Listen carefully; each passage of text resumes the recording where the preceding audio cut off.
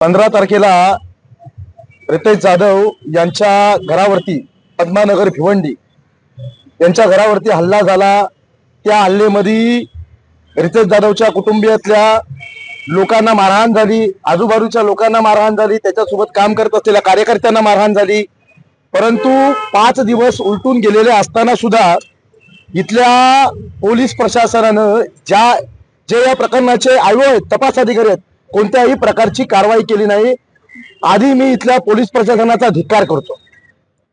ज्याप्रमाणे या प्रकरणातले जे आरोपी आहेत, राजू चौगुले हा आमदाराचा भाऊ आहे, महेश चौगुलेचा।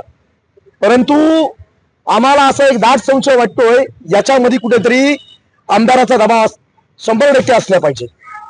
कारण या भिवंडीमध्ये दर 3 वर्षांनी एक दलित बौद्ध समाजाच्या मुलाचा हा बली घेतलाच जातोय।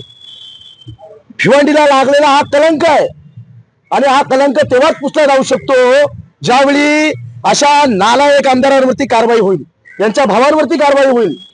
दुर्दैवाची बाब म्हणजे विलास पाटलांना यांनी सोडले नाही, माजी महापौर, त्यांच्या घरावर सुद्धा हल्ला झालेला आहे। माझी प्रशासनाकडे मागणी आहे, उद्याच मी हे पूर्ण कुटुंब घेऊन ठाण्याचे सीपी आशुतोष डुमरे पोलीस आयुक्त यांची भेट घेणार आहे। आणि जर इथल्या पोलीस प्रशासनानं भिवंडीच्या तपास अधिकाऱ्यांना जर हलक्यात प्रकरण घेतलं तर याचे पडसाद महाराष्ट्राच्या प्रत्येक खेड्यापाड्यामध्ये उमटल्याशिवाय राहणार नाही।